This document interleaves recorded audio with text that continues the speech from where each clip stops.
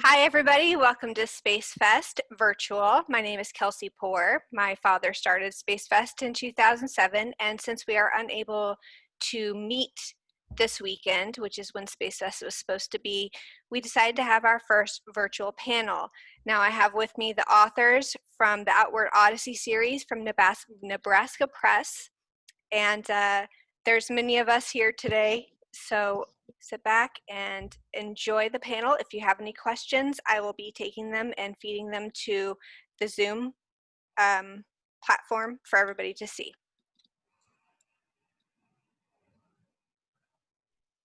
Before I take it, Kelsey, let everybody know what we should have been doing this year, and what we're going to be doing next year, and where they need to book their hotel rooms. Yes. So if you go to www.spacefest.info, all that information's on the page, and we've postponed Spacefest to next year. It's going to be July 15th through 18th. There's a link on the website to book a hotel room. We have panels, we have talks, we have astronauts signing autographs, we have food events, we have lots of entertainment, a big STEAM extravaganza so you can bring the kids. It's just a wonderfully good time for every space enthusiast. All right, Kelsey, thank you so much, and thank you so much for hosting us today. We're excited to do this panel. My Spacefest experience when I was my newly minted second author, Bold They Rise, had just come out, and we had a version of this group at Spacefest back in 2014, and so it's excited to reunite everybody. We're probably grown too large to all fit in one room at the same time. So thankfully, the internet is barely large enough to accommodate us. So it's a thrill to have everybody here today. I'm going to start off before I jump into the main event. We are incredibly fortunate today to have my co-author, Dr. Joe Kerwin, joining us. And so I'm going to let Joe kind of talk about what it's like as an astronaut to be part of this motley group chronicling space history. Dr. Kerwin, thank you. Are you hearing me, David? Loud and clear. Loud and clear. Okay. I'm semi part of this group because I guess I wrote 1/3 of our homesteading space book, and the only anecdote I could think of at my very advanced age, when you really do begin to forget things. And I'm up in Chicago with my wife who's in a nursing home up here, and my files are all down in College Station, Texas, in a box. So the anecdote that I will tell is missing some names because I can't remember them. Okay, I remember your name, and I know who my fellow crew members were. And my anecdote is that after the flight, when everything settled down again, Pete said, my crewmates, by the way, were Pete Conrad and Paul Weitz. And Pete said, we ought to get somebody to write a book about our flight. It was pretty interesting. And we said, okay. We certainly didn't have the capability of writing it ourselves, and neither Pete nor Paul had the slightest interest in trying. So we went out to try and find an author. And we found a fairly young author whose name is quite familiar to me, but I can't remember it today. He's the guy who wrote the book about launching rockets in his backyard when he was a teenager. And he was willing to consider doing the book, but he wasn't quite up to Pete's standards. Pete wanted somebody with a little more pizzazz. Pete wanted a book that was a little sexier.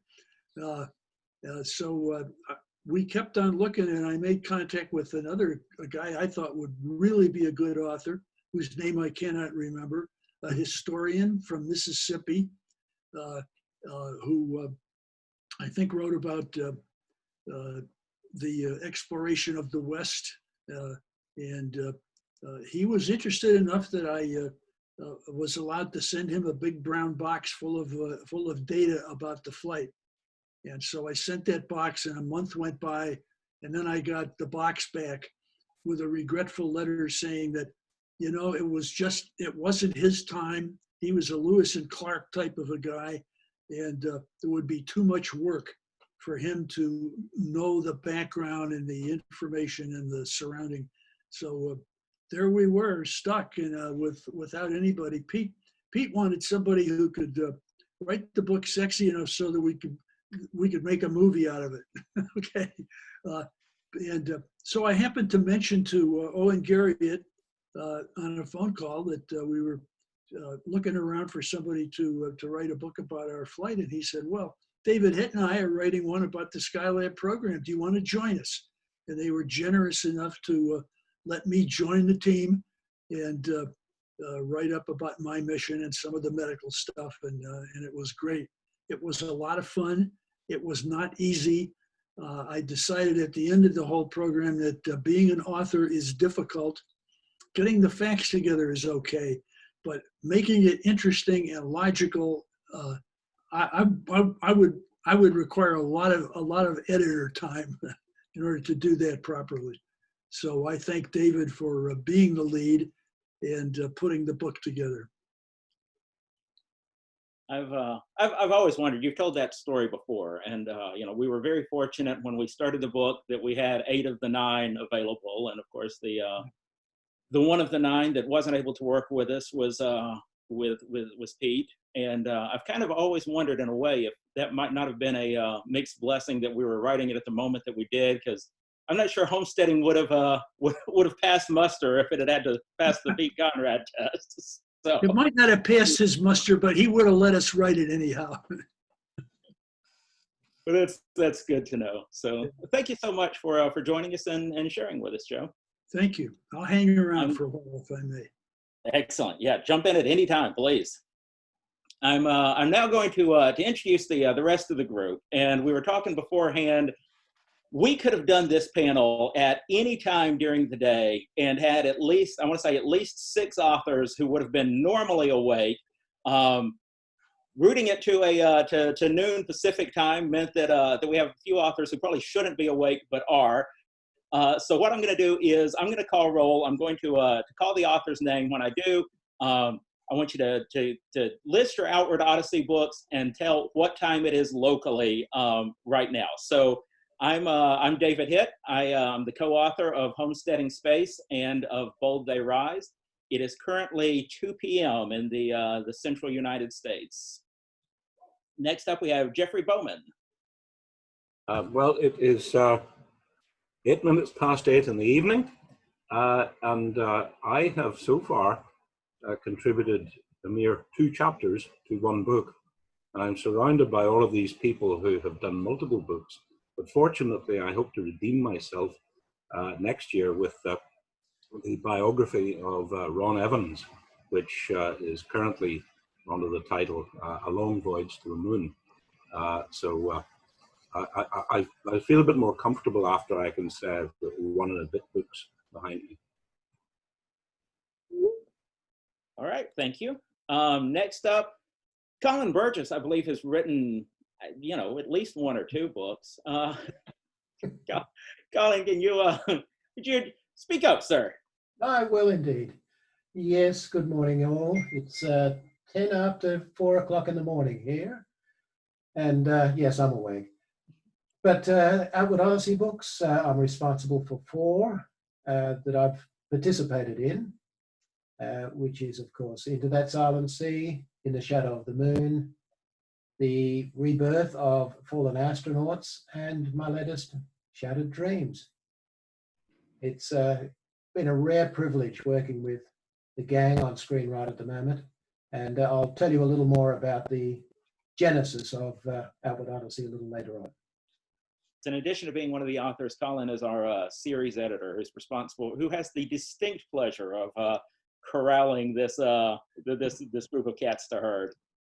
Next up is Jay Chladek.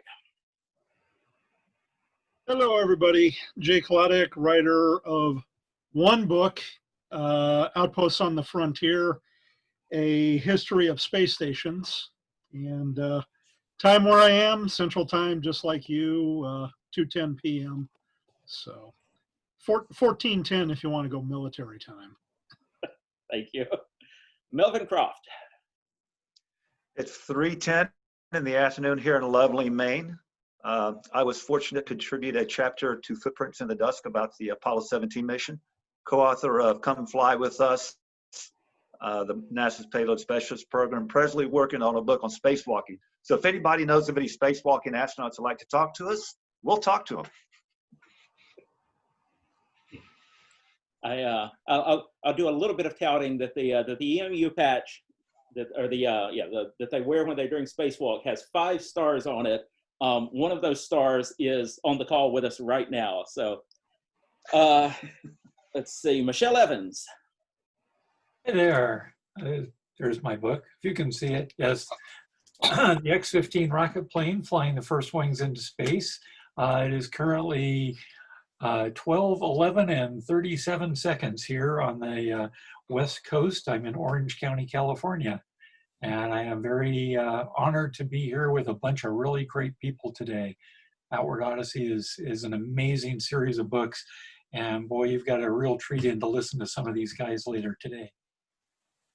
All right, thank you very much. Francis French. Hi, Francis. I'm co-author of Into That Silent Sea, In the Shadow of the Moon. I edited Apollo Pilot by Apollo 7 astronaut Don Isley. And I'm just down the coast in San Diego from Michelle, so just afternoon here. And perfect time to toast with some Tucson Mesquite whiskey in honor of Kelsey and Spacefest and all the people I should be. So cheers to everybody, and thank you, Kelsey, for having us. Cheers. Chris Gainor.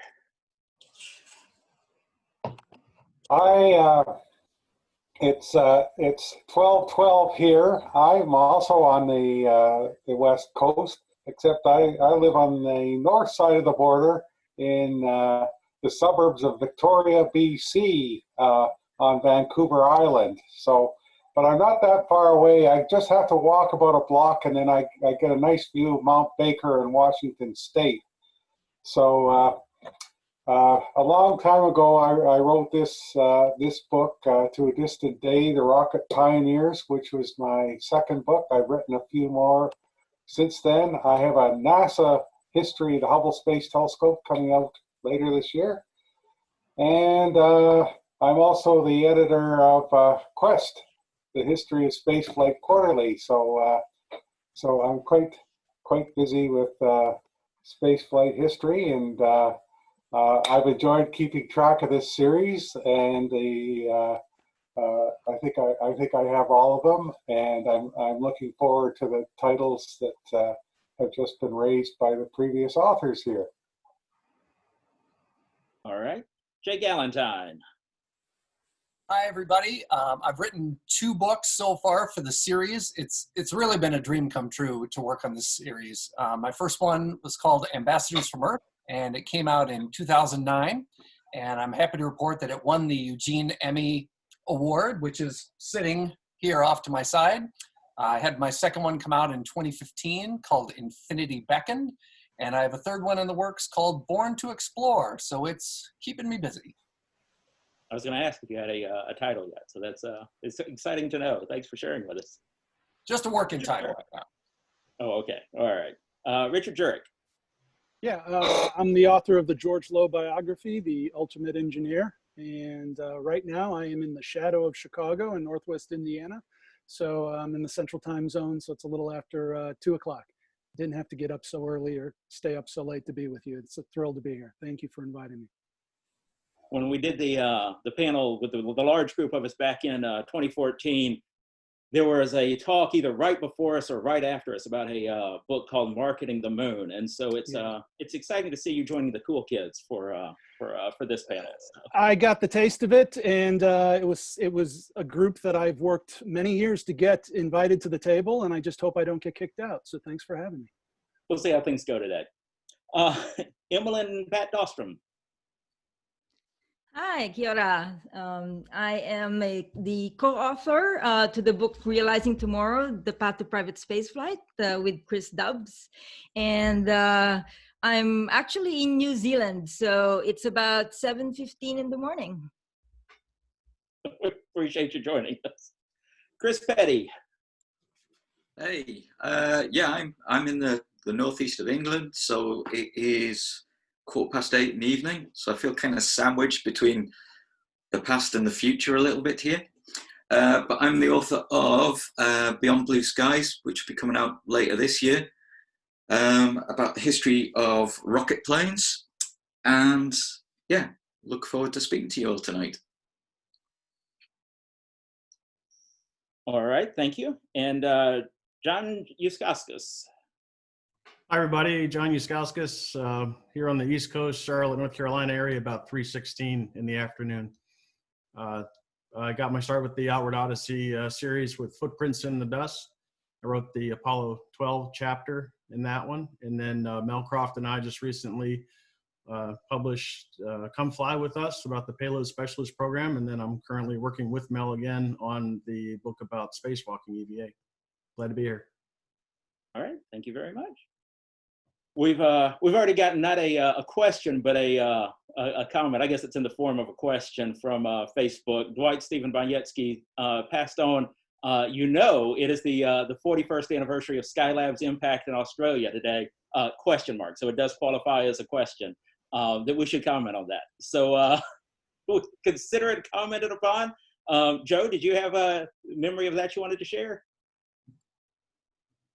Oops. You're on mute. We can't hear you. Yep. Joe, we can't hear you. You're on mute. Let me go unmute. There it is. Okay. Can I tell a short story about it? Please.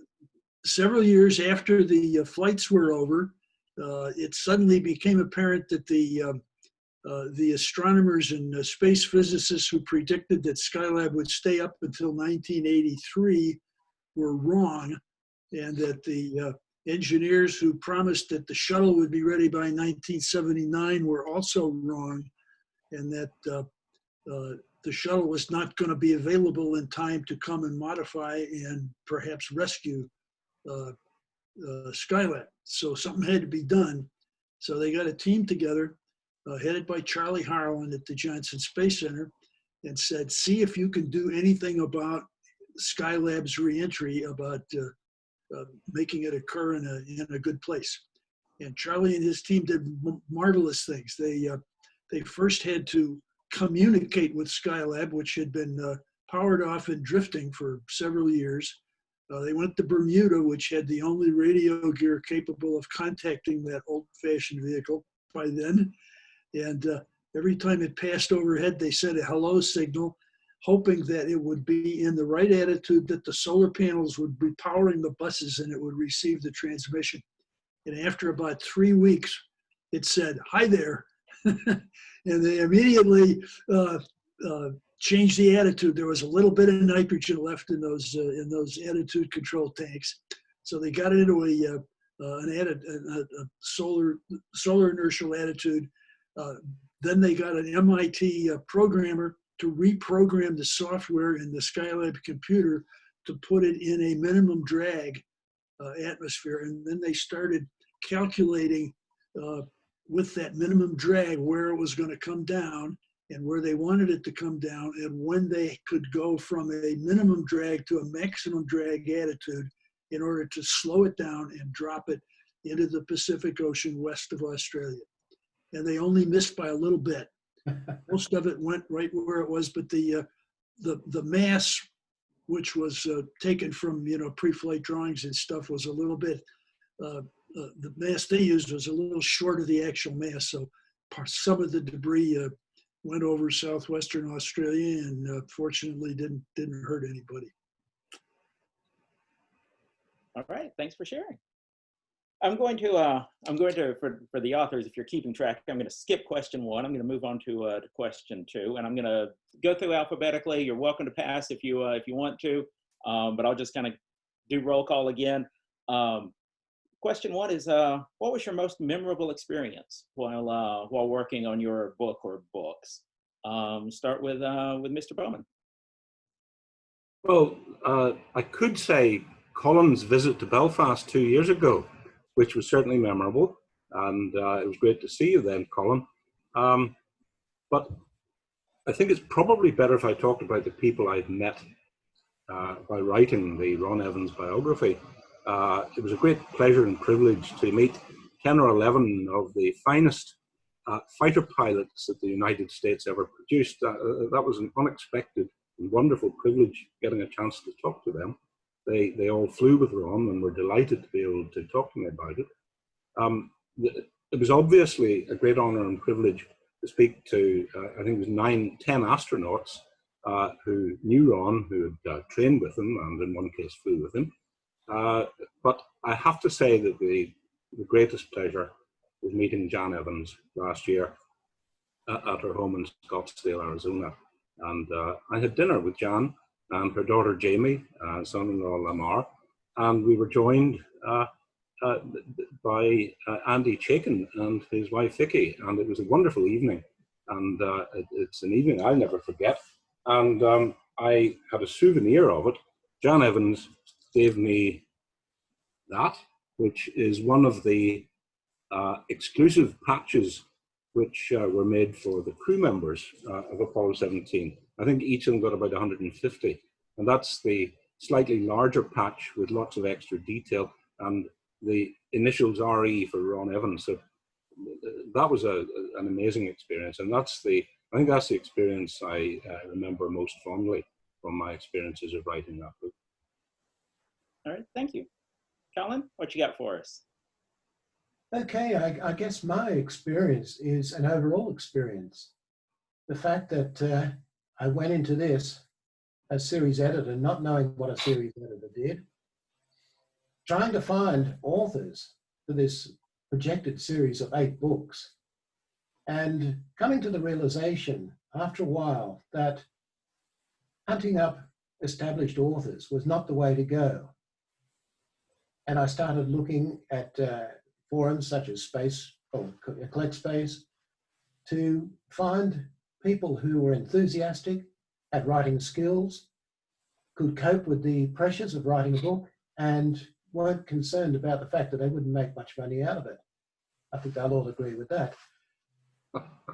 So overall, the whole series has worked, and worked admirably well, much to my astonishment. And I would say that is my experience, is complete astonishment that since 2003, 17 years ago, we've published 20 books, and they've all been received well. There's not been a dud amongst them, not a dud amongst the authors either, I should add. And it's just been an exhilarating experience. It's been hard work at times. There's been some heartbreaks, but overall, a great deal of fun. I feel like you guys are family, and that's the experience overall for me. I know I'm not alone in this group, that I owe you a huge debt of gratitude for the opportunity to be part of this. So thank you very much. I think Joe might have had a little bit of notoriety without your blessing, but for most of the rest of us, it's been a life-changing experience. So thank you. Jay. Yep. Well, probably more overall experience related rather than specific. Overall, it's kind of interesting when you get an email out of the blue from a guy like Colin saying, hey, my previous author had to drop the project. I was wondering if you'd like to take it up, and he could have knocked me over with a feather. I mean, life-changing, definitely it was. It opened up many opportunities for me. I mean, being able to dig into the archives at University of Houston Clear Lake in near Johnson Space Center, or being able to attend a launch or two. Probably one of the most unique experiences that I had was being able to sample some actual astronaut cuisine at Johnson Space Center's food lab, and being able to talk about the nuts and bolts and the behind the scenes. And it was kind of interesting too, because I had one conversation with I think it was Vicki Caleras, who was in charge of the food lab, and she said she had gotten her start during the shuttle program about the time that around Challenger's first flight, and she said one of her first things involved the flying of the Coke and the Pepsi cans. And I said, I thought that was always a little interesting, considering why would you want to drink a carbonated beverage in orbit? She said, you're right, you don't. because when you burp, it's not a dry burp. So that's one of those unique things, which I did put that little anecdote into the book and talked a little of that history because, well, it flew on, what was it, the Space Lab 2 flight, which was, I believe, the pallet only flight. There was no pressurized lab module on that flight. And Space Lab counted as a space laboratory, so I included it in there. So, but just trying to do a 50-year history of space stations is a lot harder than it looks. And Colin found somebody who was crazy enough to try it, and I said, what the hey, let's do it. So I did. You said you got to sample the astronaut food. I thought for a second you were going to say you got to sample the astronaut water at Johnson Space Center. And if they ask you, don't drink the water. That's well, no. Well, the thing about it is if they had a bottle, yes, I would have drank it out of curiosity because, well, they do artificially on the ISS what nature does. I mean, technically all the water that we drink goes back to prehistoric times when you take it back far enough. So, Mel Croft. Yeah, come fly with us writing that. This is my favorite story. I don't know why, but it is. I know everybody's read it and is familiar with the animosity between JSC and Marshall over the need for payload specialists. But as I was writing the Space Lab 1 chapter, there was going to be one American, and it was narrowed down to 18 candidates. The last one was a Dr. William Thornton from MIT, and it dawned on me, hey, that's mission specialist Bill Thornton. What's his name doing on there? He's already an astronaut. I thought, well, maybe he submitted his name. Maybe JSC submitted it. Maybe Marshall asked him. I didn't know. So I happened to have his email, sent him an email, and responded the next day. He said, that's a good question, but you know, I've got a big project going. I just don't have time to help you, so good luck. Okay, well, I appreciate the response. And I was working at my desk on the book. And 30 minutes later, here's another email from Bill Thornton. He said, you know, Melvin, that's such an insightful question. It's clear he had been thinking about this. Such an insightful question and perceptive. Call me at this number and I'll talk to you. So I called. He was finishing up a bowl of clam chowder. We small talk. And you can tell he put the bowl down. You can hear it go down. He hesitated. He said, you know, Melvin, you just can't afford to bring all this up. And then he did. So I just sat there and listened, captured for about 10 minutes as he went through this. So my favorite moment. Oh, that's great. That's great. Michelle. Yeah, well, I think there are so many highlights to have been part of this and writing the book. One of the most amazing things to me was that when I first started the project, I figured, oh, it's going to take me maybe a year to do the research and the writing and stuff, and instead it took 30 years, so that was a bit of a shock. But you know, the very first interview that I had was I was completely unprepared for. Went up to Edwards Air Force Base. The history office had said, come on up. And while I'm there, Dr. Richard Hallion, who ran the history office, said, well, you know, Milt Thompson, he's an X-15 pilot. He's still over there at Edwards. Would you like to go talk to him? And I was absolutely unprepared for that, but you don't turn down an interview. So I went in there and sat down with Milt. My wife and I both sat down with him and had an amazing conversation and went back many times to talk to him, including sitting down on Christmas Day. He came into Edwards on Christmas Day and said, oh, come on up, I got to be here anyway. So we cooked up some brownies and took them up to him that day and shared Christmas brownies with him. And just every one of the 70 people that I talked to, I could give you a similar story. Sitting in an ice cream parlor in a light rainstorm with Neil Armstrong, or sitting in Forrest Peterson's kitchen on a Sunday morning with him sitting there in his robe covered in cat hair, you know, things like that. Just each one of these is amazing. And Francis for getting me involved in Outward Odyssey, as we sat over pizza, killer pizza from Mars, which you got to go there whenever you're in Oceanside. And last but certainly not least, the most amazing thing is Colin, who put up with me for all those years to get this project and this book done. And thank you so much for being there, Colin. And I'm still in awe of being part of this amazing group of people. Oh, yeah. Thanks. Francis.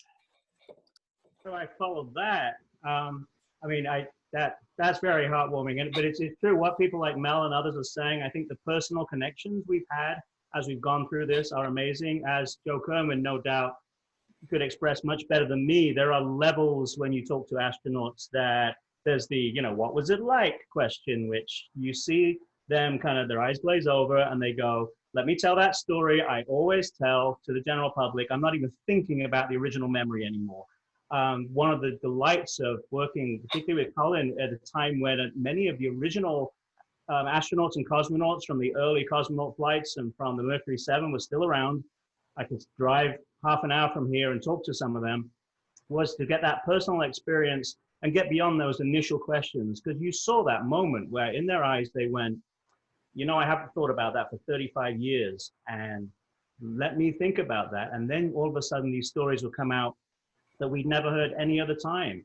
And that was the fascinating thing. That's really why I was so glad Colin brought me into this, because I was paying hundreds of dollars to go to conferences and look at somebody far away on a stage like Joe Kerwin giving their stories, or I could go to their house and hear them firsthand and be paid for it. I mean, come on, it was a no-brainer. Specifically, I think what really got me was Alan Bean on a project where most people think of Alan Bean in Apollo 12 and Skylab as being a very sort of cuddly, warm kind of guy, friendly to everybody. He certainly was, but he also was very hard-nosed when he wanted to be, very no-nonsense. He would take no prisoners. If something he didn't like, he would, in his kind Texan voice, let you know precisely what it was. Fortunately, I was never on the receiving end of that.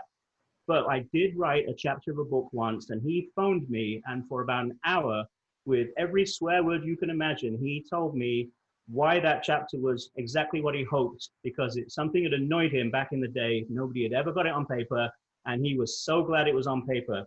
So to just listen to that for an hour was really special. It got even better the next time I saw him. I was at a conference, one of those big banquet rooms with all the astronauts. He came over, he found me, he put his hands on my shoulders from behind me and just went, Francis French, and then just walked on. And that's one of the best, references I could ever have. That meant so much to me that a guy who didn't suffer fools gladly, respected what I'd done. Those moments are priceless.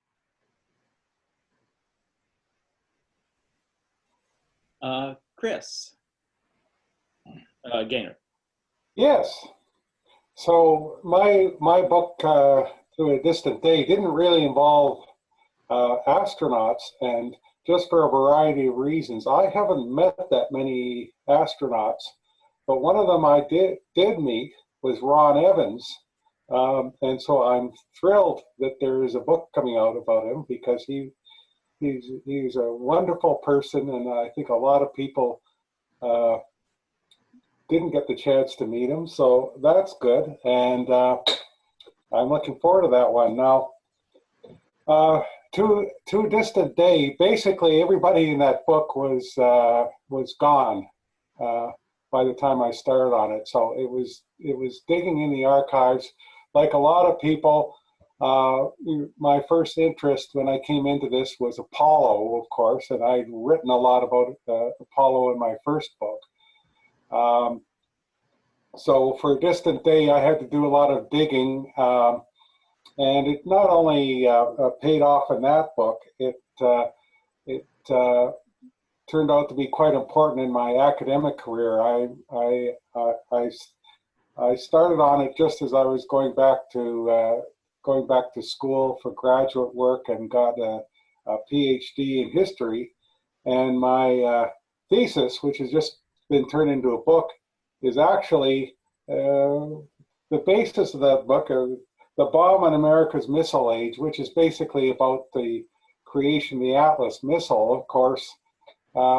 Probably had its genesis, at least in my mind, in To a Distant Day. Thanks.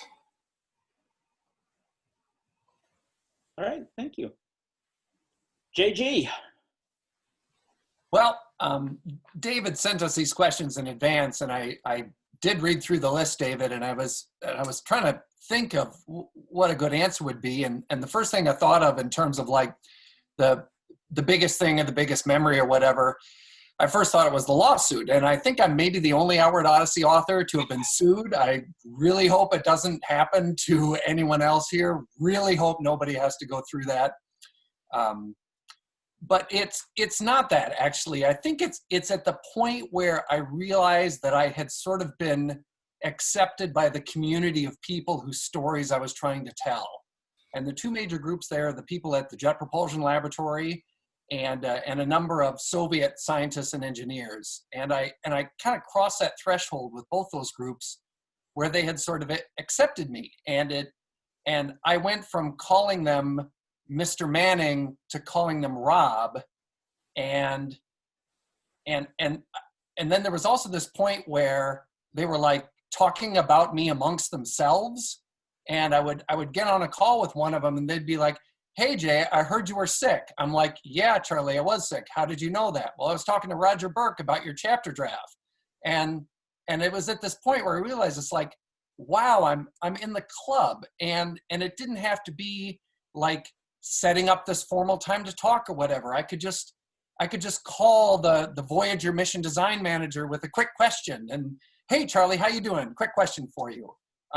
That was definitely my biggest memory. Same thing with the Soviets too, where I got in touch with one of the Lunokhod rover drivers, and then I got to the point where I'm on a sort of first name basis with him, and we're trading pictures. And then pretty soon, he's like, "And I want you to talk to my friend Mikhail as well. He was one of the engineers on it." And he's like, "Yes, Slava said you would be contacting me." And it was like, wow, I'm in here, and to kind of take a cue from what Francis was saying, at that point, you can sort of like start to dig a little deeper and get past those stories that they've told everybody else to stuff that nobody's ever heard before.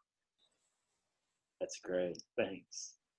I'm next alphabetically, so I'm going to jump in and, echoing. I could go on length, echoing things that have been said. That Joe and Owen were my tour guides through Olympus, so the experiences that I got to have working on homesteading that really it makes no logical sense that I got to have are just memories that I'll always treasure. You were talking about Al Bean, his handwritten markup of homesteading is one of my if my house catches fire on the way out, you grab that.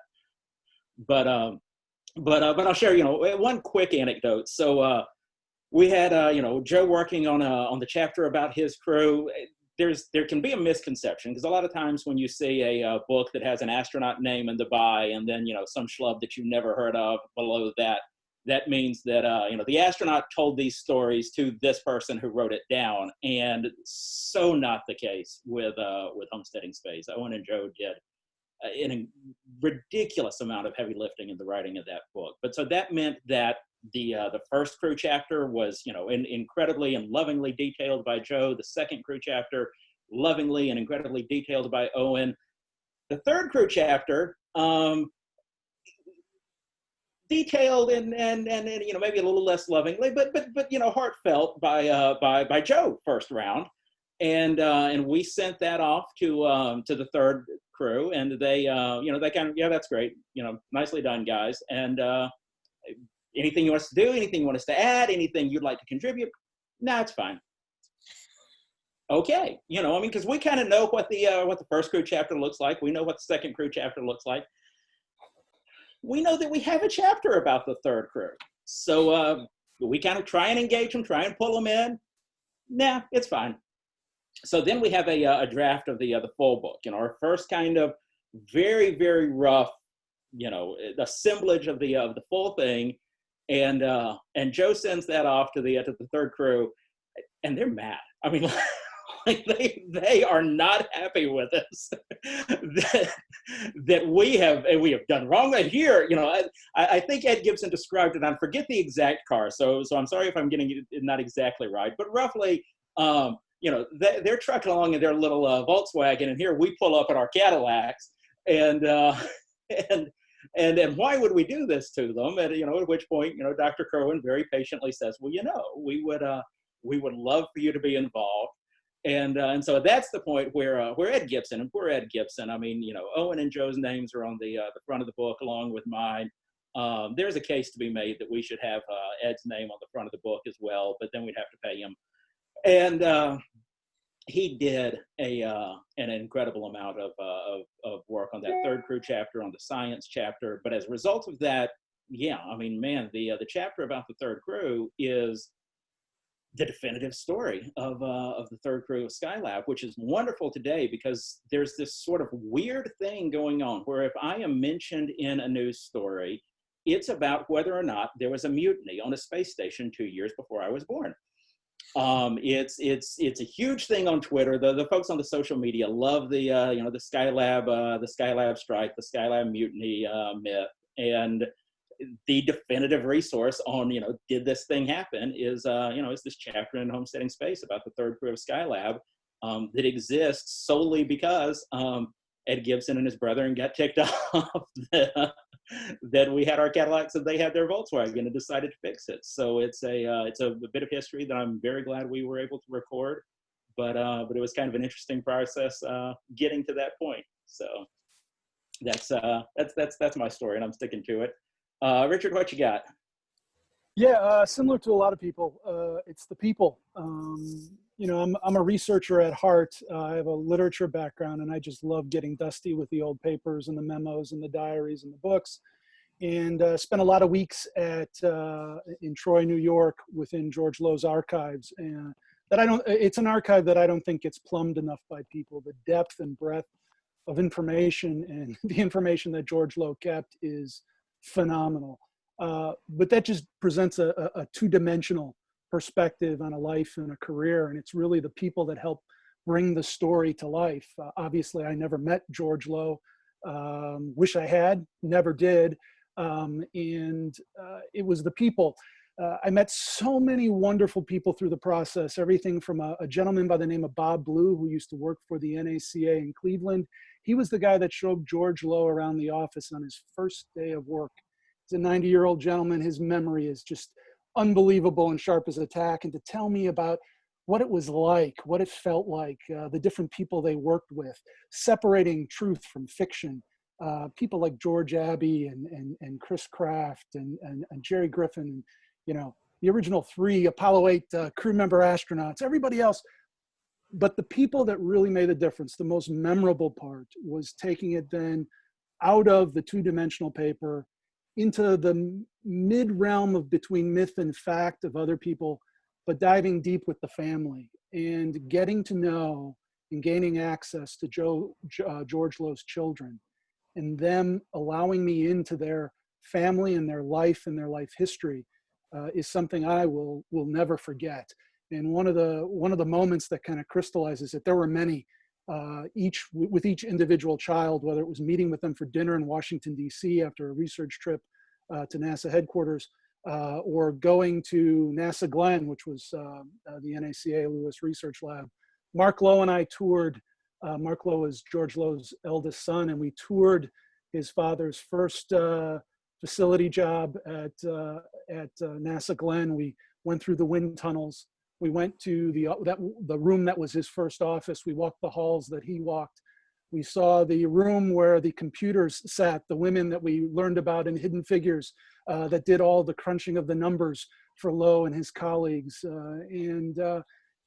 Watching George Lowe's eyes, or Mark Lowe's eyes light up when he heard about his father. And in many ways, the children were learning as much about their father as I was. It was causing them to dig back deep into family history that they had never done before. And it was one of the greatest privileges of my life. But key to that was also gaining their trust, letting them know that I wanted to write the true story of their father. I wanted to get to the heart of the matter and represent the story that I think George Lowe would have liked the story as it should have been told. And there were a lot of people that I needed to talk to that were hesitant to talk to me. A Bill Anders, for example, or a Frank Borman, who rightfully are a little skeptical of sometimes engaging with people that they didn't know. I think Francis talked about how sometimes these folks have their blinders up initially if they don't know you. And it was the Lowe children who opened those doors and who said, look, we've spent a lot of time with him. You can trust him. He's showing us the work. We're going through it. Please talk to him. And I spent many, many hours on the phone emailing and talking to Bill Anders and Frank Borman and Jim Lovell and all the people who worked so closely with Lowe. And that I will never forget. Just that access and being brought in under the hood was, for me, one of the greatest privileges of my life. Thank you. Joe, do you have anything you wanted to chip in?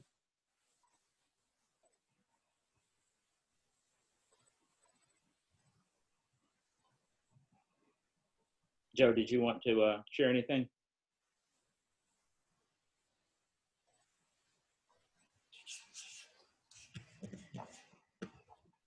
Were you addressing I?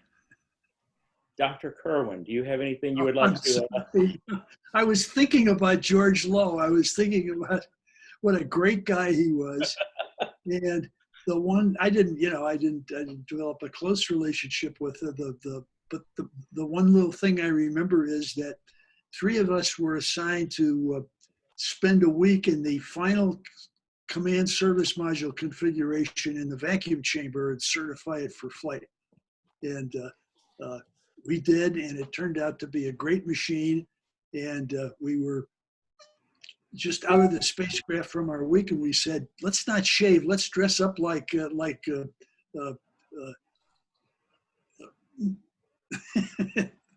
strange people and go debrief George right now. So we went right up to George with our in any sort of get up we could, and we told him what a great spacecraft it was. And I have some pictures of George being nice to us. That's very nice. Yeah. Very nice. Thanks. Emmeline. Yeah, thanks. Well, it's really more of echoing the same thing as what everybody has already said. It's just, the pleasure of interviewing this amazing people was just, to me, just a privilege.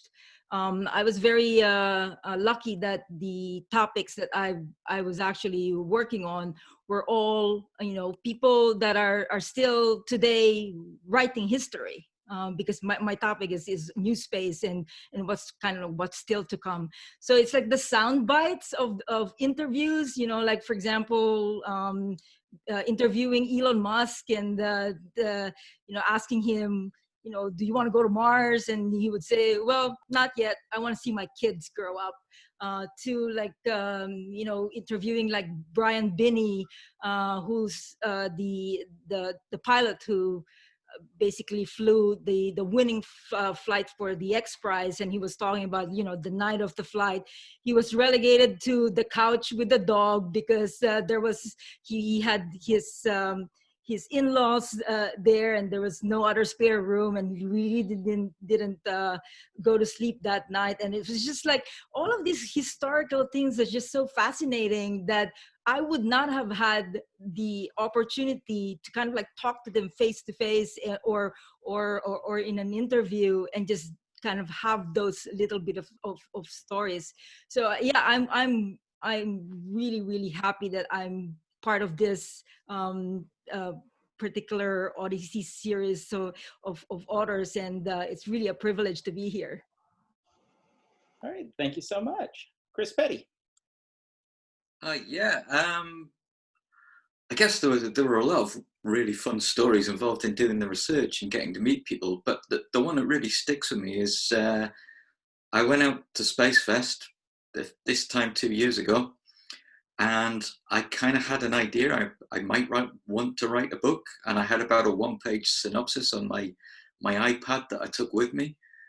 And Spacefest being what it is, I soon found myself talking to Dennis Jenkins, and he convinced me that, yeah, it's a story worth telling and it's something you should do. He did give me the one piece of advice that, like, writing books is nowhere near as difficult as everybody says it's going to be, apart from the first one. The first one is terrible. It'll ruin your life.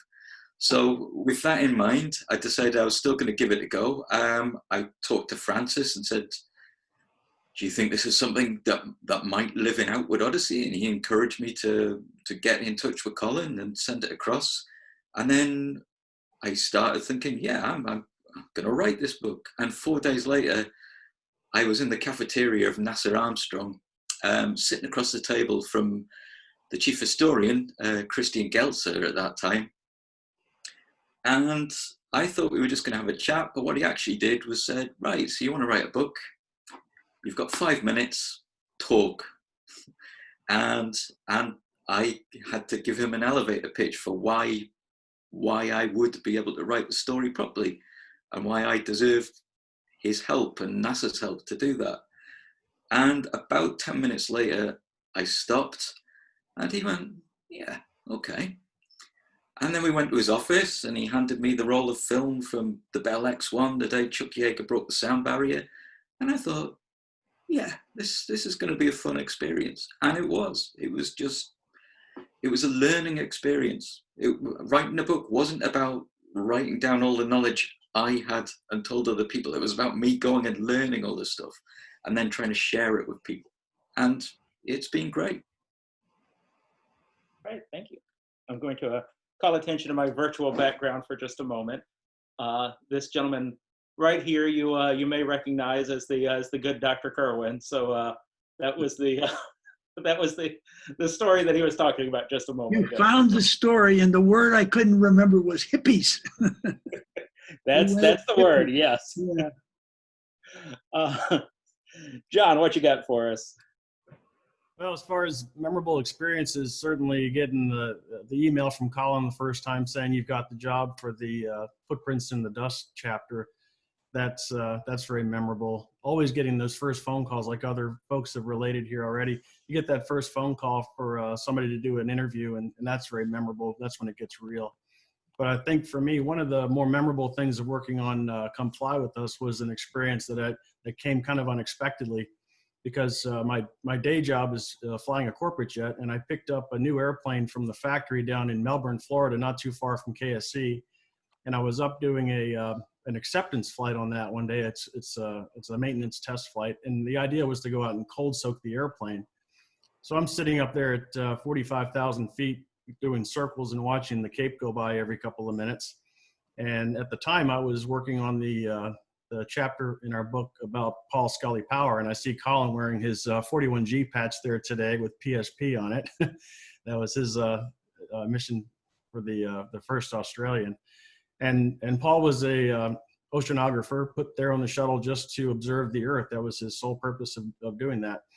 And I had Colin had gifted us his wonderful biography of Scully Power, and I had that as a resource, and I had some Q&A email from Paul, and we also had his post-flight technical report that was very insightful. But we didn't have the advantage, and most of these books in the series don't have color photos in them, so using photographs to describe what he was seeing out the window was going to be very difficult with black and white.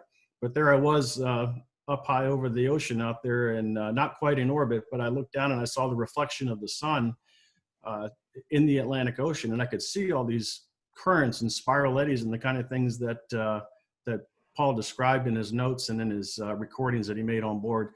So I grabbed a pen and rapidly started scribbling notes down, trying to describe that site as best I could. So it was kind of a unique opportunity to have almost a firsthand experience and see those things and try to translate that into words while you were looking at it. Where in most cases we're interviewing people and getting their thoughts and their impressions. It was a unique opportunity to sit there and see that myself. So that's memorable. Thank you. We've gotten a couple of questions in. One of them is specifically for John and Mel about the Military Payload Specialist Program, the Manned Spaceflight Engineers. Question is, any insights into the assignment process for STS-62A, the DoD Shuttle Vandenberg mission, where Secretary of the Air Force Pete Aldridge placed himself on the flight? Yeah. Brett Watterson was assigned to that mission. Randy Odell was assigned to that mission. And the way Brett told it to us was that one day they came in and just said, Odell's off the flight, and we're putting this gentleman on board. And being the Undersecretary of the Air Force, he had the, and by the way, he was also the Director of National Reconnaissance Office, which wasn't even publicly acknowledged at the time. But that was a political appointment, not too different from the Jake Garn and the other politicians who got to fly over the years. But it was a political appointment. They were trying to smooth over the relationship between NASA and the Air Force and the DoD. So he was assigned to the flight. It wasn't anything that was discussed. It wasn't anything that was. They didn't ask the opinion of any of the other manned spaceflight engineers. They just changed it at the last minute. All right, thank you. Getting another question. Can any authors speak to works that are in progress? And so I don't know who all's got their next one queued up. Geoffrey spoke a little bit about his, so you want to start us off? Oh, yeah, it's written. The text is written. It's apparently it's okay as it stands. I'm now working on all of the peripheral material. I'm really looking forward to doing the bibliography. Maybe some of you who have already done some of them might be able to give me some advice, but this is the stuff you have to do after you've written the book itself. It's a bit of a mechanical process now, I suppose, and it'll be next year, I suppose, before I actually see the finished product in my hand and be able to hope that people might want to go out and read it and buy it. But I suppose really that's about it. It's in the works. The hard work is behind me, and I look forward to seeing it in my hand. Good feeling when you do. Colin, how many books do you currently have in progress? At the moment, nothing for the Outward Odyssey series. I am writing for other publishers. Sorry, guys. But it's always about the space program. And much to my astonishment, Simon & Schuster have recently been in touch, and they're re-releasing 4 of my old military books from the 1980s and 90s, which I find quite incredible. But there are several books in the offing, and they're in various stages of progress. I have some authors, I can't name them yet, who are waiting on word that their contract will be drawn up. Some exciting news that a very well-known author, the Asif Siddiqui, is going to write a 2-volume history of the Soviet space program based on Challenge to Apollo. Jay Gallentine has, of course, got his 3rd book in progress. And what else? Well, there's various things underway, and I've also approached a couple of other authors about maybe joining the family. So there's still a lot of work ahead. We've done 20 books already. We have about another 7 on my computer at the moment that works in progress. And there just seems to be no letting up. I think that, goodness me, I'll be working from the grave at this stage. All right, thank you. Mr. Chladek, any projects in the works?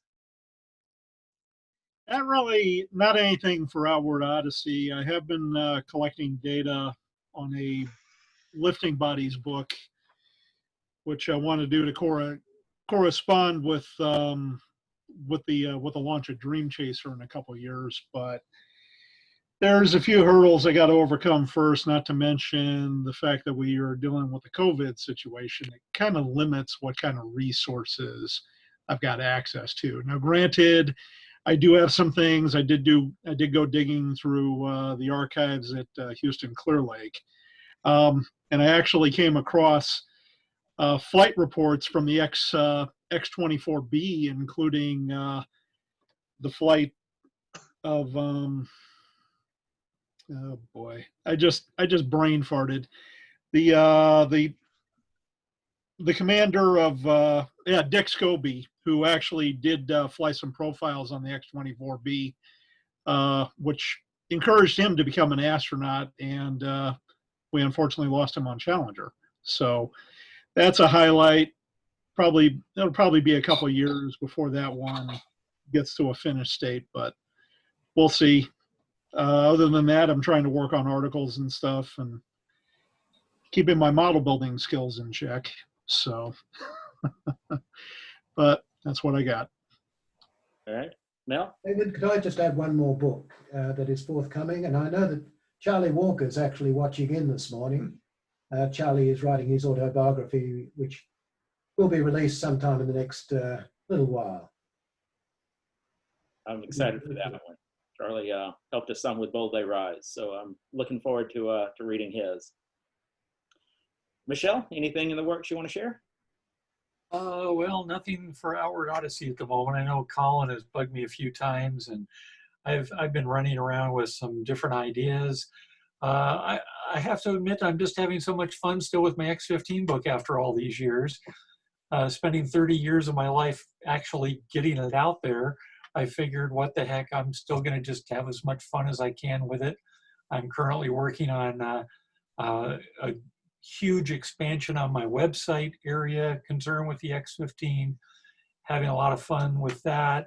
I did an example is one of the pages I just put up has to do with all the books that have been out on the X-15 over the years.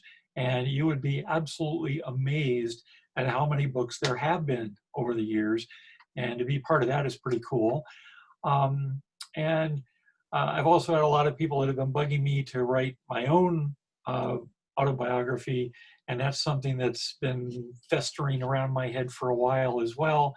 And maybe I'm going to finally get around to working on that at some point. So, and if I can find something else to pitch to Colin, I will definitely go that route too, because it would be really great to have another book in this series. Awesome. Francis, what you got? So as everybody listening is hearing, you know, this book series covers so much stuff, not just human space flight, but you have these wonderful stories of the robot probes, you have future space, you have the history of space and astronomy before people even thought about, before satellites were thought about. So kind of hard to find another niche in all this stuff, which is a great problem to have. It's a wonderful series. I'm working on another book with a shuttle commander right now. I have been accused of being too Apollo-centric, which is fine by me because I've enjoyed that. But I'm working in the shuttle era now. I'm also working on it's a strange personal project in a way. I had 2 books done with Al Worden of Apollo 15, who just passed away the other month. And they were finished and they just need a slight polish. And so I'm working on polishing those up. A couple of people on this panel have been helping me give those a little look over and just making sure everything's correct in those. That is very strange because as we've talked about, when you get to know these people, it becomes a little bit different. Just like David, you know, you got to know Owen Garriott so well, he became essentially part of your family. It's a different kind of relationship. With Al, I'm having these very interesting days where I'm having conversations with him, which is really nice because he's passed away and here on the page, we're still talking. The sad thing is it's the last conversation I'm going to have with him. The plus side again with that is that everybody's going to love reading what he said. So it's more than just writing at this point. It's become a personal thing. And at this time where we're all quarantined and writing away anyway, it's become a really good thing to keep going along. Am I allowed to say that I'm one of the people that you've talked to? Sure. I just did. No, you're not. I would love to have the conversation with others and see which part of the elephants that we've touched because the pieces that I've seen, I'm looking forward to that one. I'm all the projects that have been mentioned I'm excited about, but that one I've actually seen a little bit of, and that's gonna be fun. Chris Gainor. Yes. Right now I'm kind of doing the final production on my book that NASA is putting out on the Hubble Space Telescope. I kind of tripped into that one, but there's an excellent book that's been written about how Hubble was built by Robert Smith, who's kind of an academic mentor of mine, and then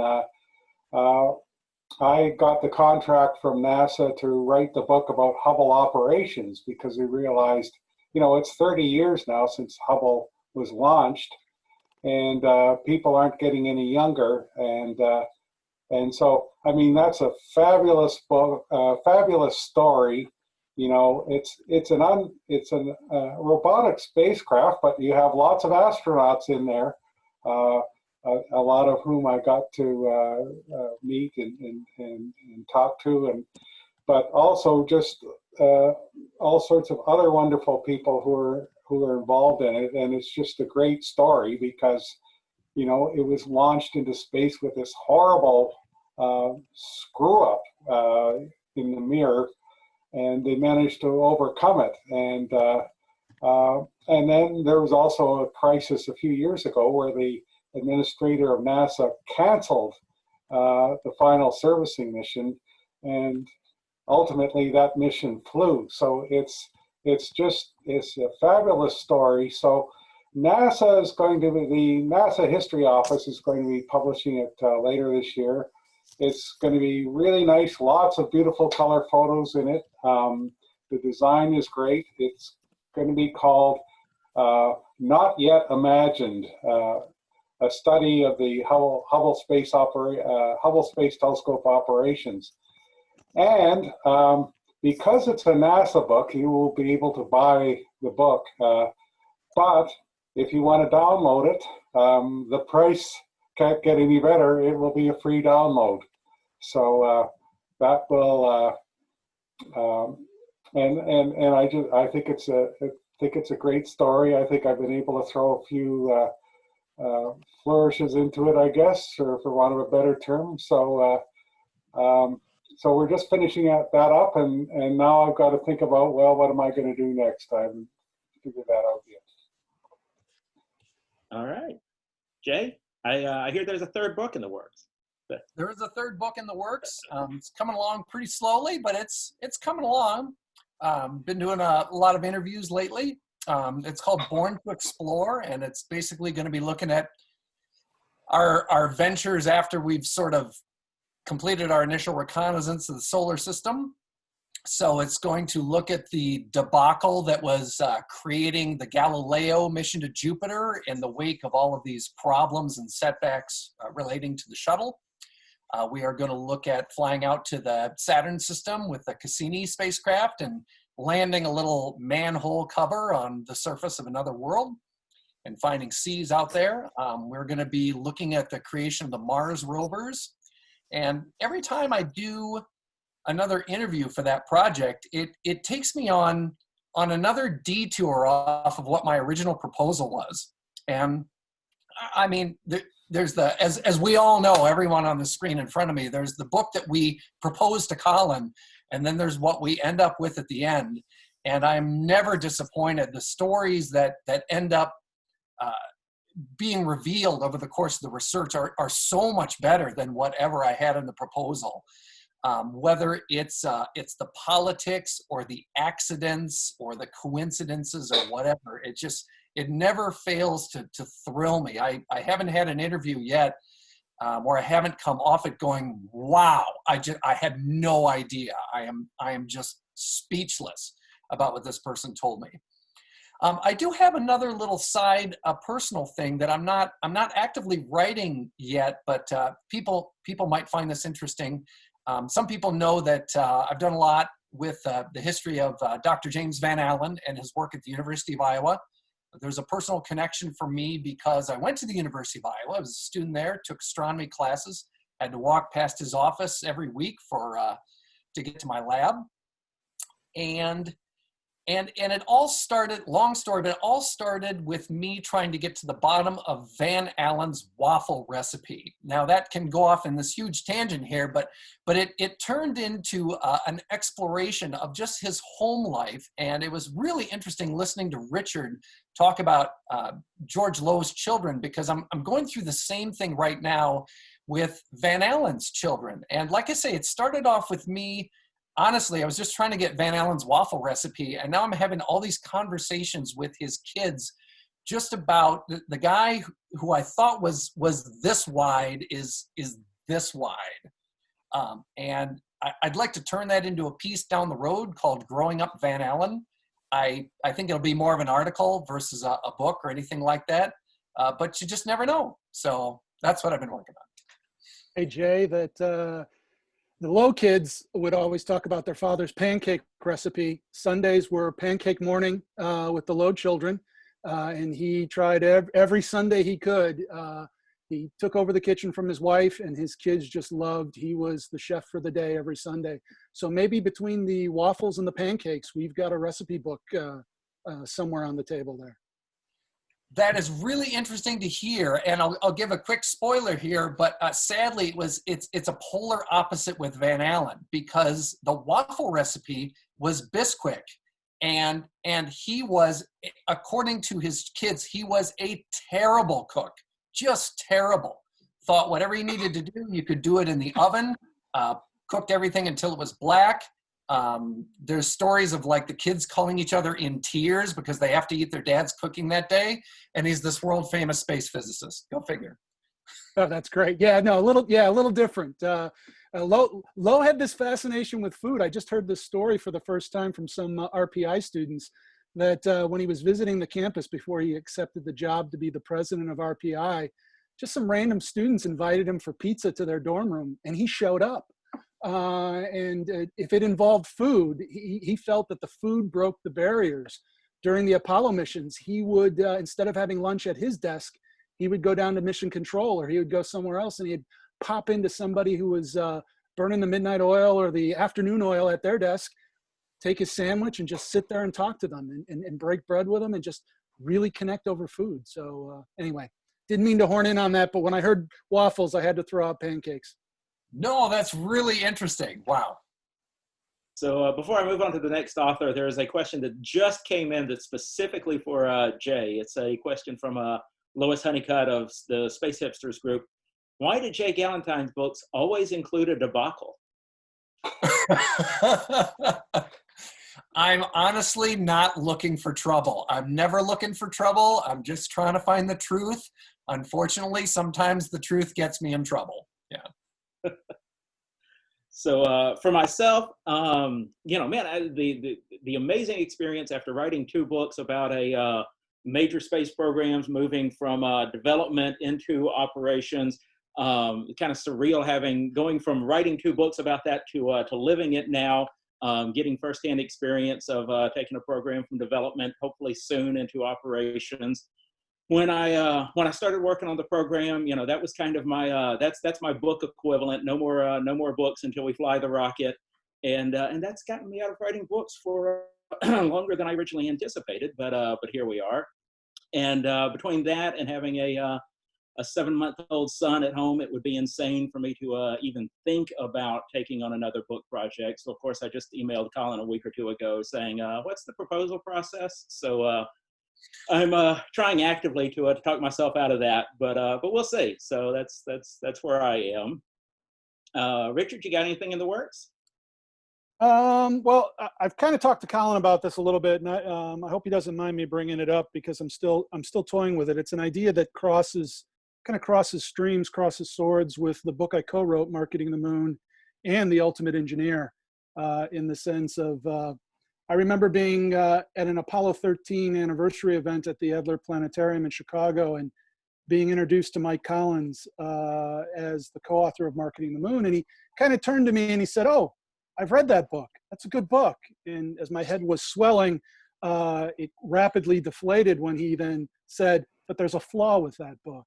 And he let that hang for a while, and I got smaller and smaller and smaller. And then he said, "There's just not enough in there about Julian Scheer."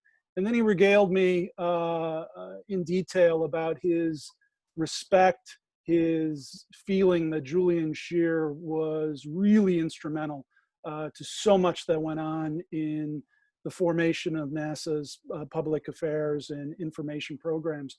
And we get into Julian Scheer and Marketing the Moon, and Lowe had a very distinct interaction, and interactions with Scheer had distinct ideas of how NASA in a post-Apollo world should address the public and messaging and marketing. And there was a parting of the ways between NASA and Scheer. But Scheer has this fascinating life story that is, I'm going down that rabbit hole now on the research. And so I think there's definitely a book in there and a book proposal that is shaping up. So I would ask folks out there, if you're aware of someone else doing it, please let me know so I don't waste my time. Because when I jump in, Marketing the Moon took 5 years. The Ultimate Engineer took 5+ years. I will go deep, and this will take a while. But if you want to see a book about Julian Scheer and his fascinating life, let me know too. That'll help me as well. So possibly a biography on Julian Scheer. Awesome. Emmeline, got anything in the works? Yeah, well, nothing by way of writing a book since Realizing Tomorrow. But as probably all of you know, my day job is in the space industry. So I've been working on a space startup here in New Zealand, kind of help catalyze the industry and ecosystem here. And then in other media as well, like I do a podcast every 2 weeks. I'm writing a paper on democratizing space at the moment. I really like to interview people, which is kind of like why the podcast came about. And I do a lot of like presentations as well and interviewing people. So, but I think since we wrote Realizing Tomorrow about 10 years ago, us kind of like history was being made. I think it needs a sequel. So I don't know who's gonna write it, but I think it's due time because there's just a lot of things that have happened over the past 10 years. I think you just volunteered.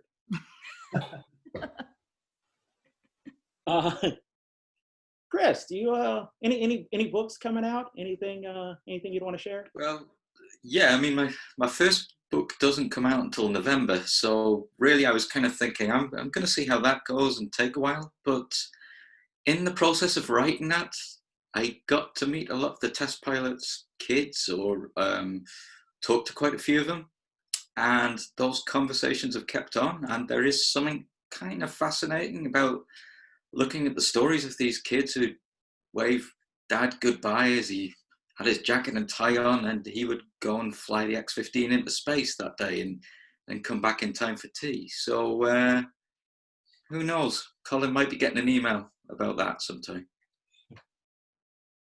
This is the moment. Colin got my signature on the contract for Bold Day Rise right before Homesteading came out. So it was long enough ago, the writing process, that I'd kind of forgotten the pain of writing, but the excitement of having a book was still fresh. So the mind game is sign up now while you don't know any better. So, John, anything you got going on? Well, yeah, Melvin Croft and I have the spacewalk book, the EVA book coming up. We're well into research and doing interviews for that. Although I got to say, opposite from Come Fly With Us, Mel's the interview king this time around. He's the one getting all the good interviews at the moment. But I've got some quality ones lined up this month, so we're looking forward to that. Interesting topic, because in writing about it, our goal in doing that story is to put the reader in the spacesuit. So it's less a chronology book about program by program. Here's how we did EVA. A lot of people know those stories. We're really trying to write about the experience of doing a spacewalk and throughout all those different programs. So different perspectives from different eras of astronauts, and it's coming along pretty well so far. And Mel, do you want to add anything to that? I think they missed you there. Yeah, we're going to go all the way back to Gemini and Vashkad with Leonov and Ed Weitz, and go through the Gemini program, Skylab. And we're going to approach it from, like John said, not just program by or mission, whatever. How do you get selected to do a spacewalk? And how do you get trained? We've interviewed a number of people who train the astronauts to do EVAs, and we've had some fascinating information from them. And even the training part is difficult and dangerous, or it can be. Then we want to talk about the risk of doing EVA, and then the actual EVA itself. So we're quite pumped about it. What got us started on it was going to a talk by Scott Kelly, and to listen to him talk about his EVAs, they were so difficult for him that on the last, his year-long mission at the end, there was talk he might have to do another one, and he was praying, I hope I don't have to do it. And what we're learning is astronauts are not all the same. They react differently to training, to doing the spacewalk. So tune in. We've really got some great information so far, and we're not finished with the interviews. Sorry about that. Did I forget anybody else? Okay, great. I've got a list, and I'm trying to keep my finger in the right place as we move through. We talked about the most memorable experience, some of the best parts. Any regrets? Is there anything in the process of working on the books anything that you did that you wouldn't do going back, or anything that you didn't do that you would if you had the chance? Geoffrey, you want to start? Well, I suppose the thing I regret doing is writing too many words. I think that's probably something that most people get wrong the first time. I think in the first half of the book, you think, I'm never going to be able to write enough words to justify the length, and pile all sorts of stuff in. And then you come into the second half and you're running out of word budget, and you think, well, how am I going to get this in? And you just keep going until you finish, and then there's far too many words. And Colin kept me right about this. Once again, Colin, thank you very much. I'll say this on the air to everybody. It's been wonderful working with you, and you're always there for advice and for help. And well, we worked out how many words would have to get lopped off, and it's a painful process. It's not quite as bad as chopping an arm off, but stuff you went to a lot of trouble to write, you have to unwrite, and you end up then with the right length. And of course, when you get to the right length, you realize that's the length it should have been all along, and that it's a far tighter and better manuscript once it's been pruned back to that size. But thanks, Colin, for your help. We got there in the end, the right length. I probably owe you an apology then. When we were working on Homesteading Space, we were the fourth book in the series. We were supposed to be third, but our series editor and his esteemed co-author, Francis French, went so over their word count for the first book that they had to split it in two. So I kind of dared him to say anything to us about homesteading. And after that, he cracked down on folks. So sorry about that. but we slipped right through there. Speaking of Colin, any regrets? No, but I am laughing about that episode, because when Francis and I started out writing Into That Silent Sea, we just plowed along.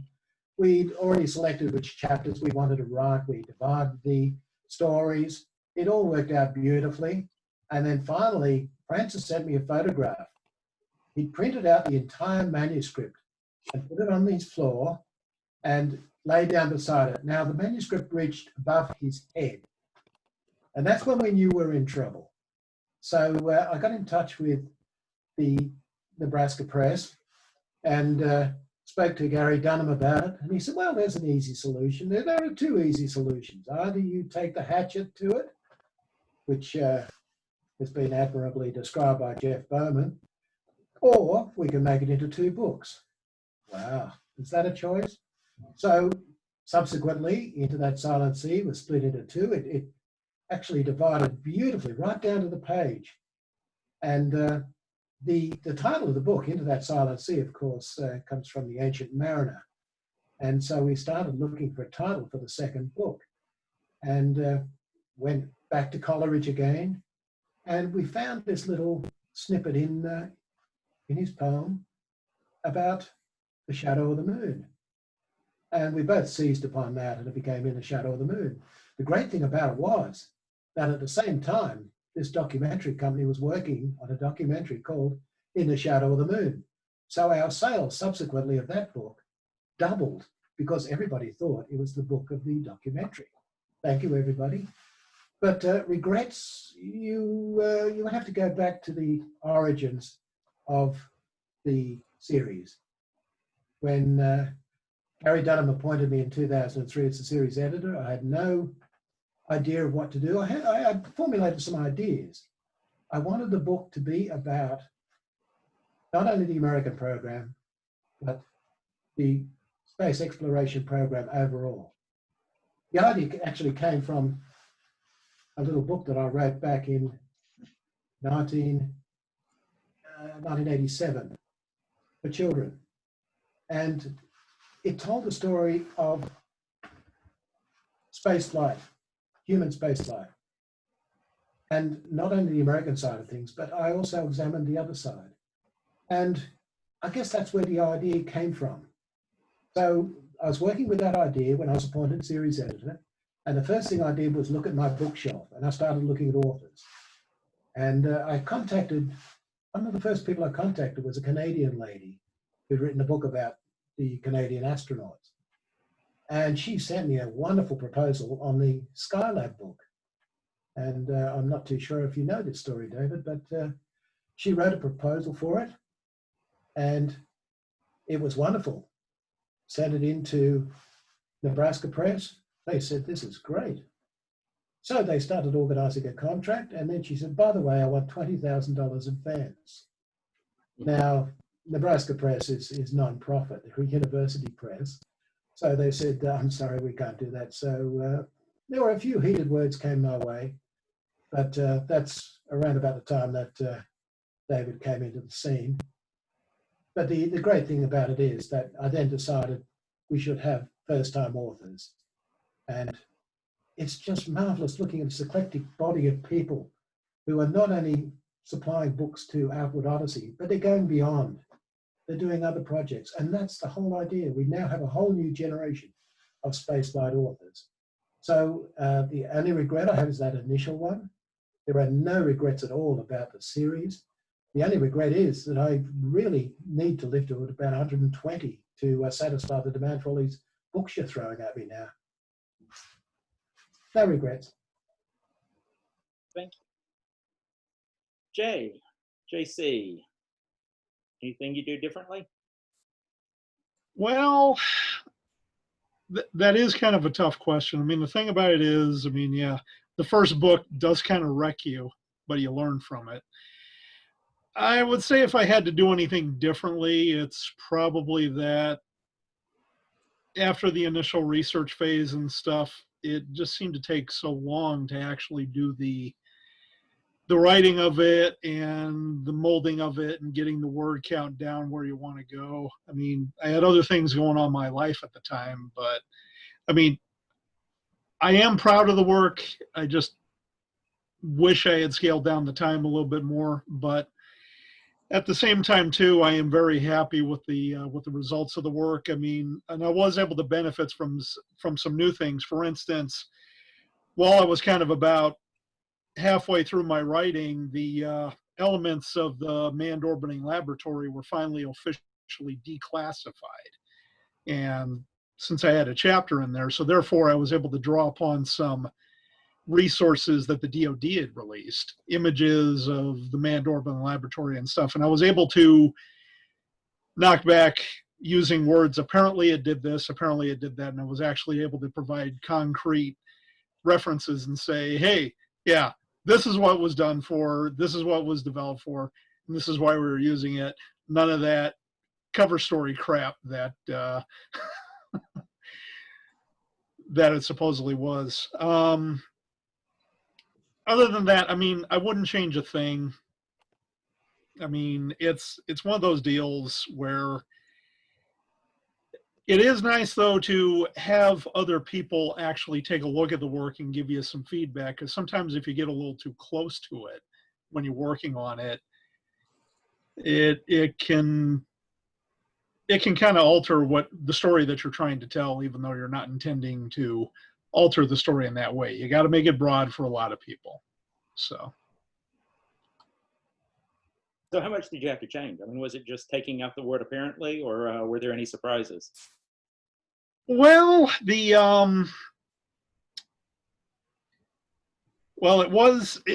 it's you know, it's getting so long now that I don't know, maybe I've got a version of post-traumatic stress or something. I don't know. But it was just kind of one of those things where, yeah, it had been documented earlier. There was a lot of little pieces that fell into place, but basically having concrete data. I mean, at about the same time of the declassification, slightly before, you also had the PBS Astro Spies documentary come out which talked about manned orbiting laboratory and Almaz. It was really nice to get some resources on Almaz featuring interviews with some individuals that took part in that program.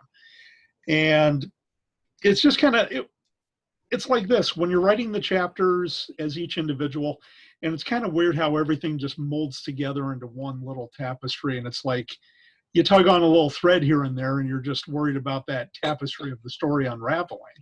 But funny enough, it just kind of added to things. And it's, I wouldn't say that the book wrote itself, but it's kind of interesting how the little pieces just kind of fell into place. And it's kind of weird where you're writing and you're going, is this working? Is this working? And then something just falls into place, and the timing is like, wow, how'd that happen? I mean, it's weird. It's just a weird moment when it happens. And it's like, yeah. And it's kind of like Pee Wee Herman moment where you go, I meant to do that. No, Croft, I should probably call on you this time. Any regrets to it? Not so much something I do differently, but something I want to continue to do the same. And that's when you get into the interview phase, really put a lot of hard thought in the questions you're going to ask. Know how do you go to the bathroom in space? What does it feel like? Personalize it. And you know you're getting that right when you point out to an astronaut, hey, we've been talking for about an hour. How are we on time? And he says, oh, these are great questions. I'm having fun. Keep them coming.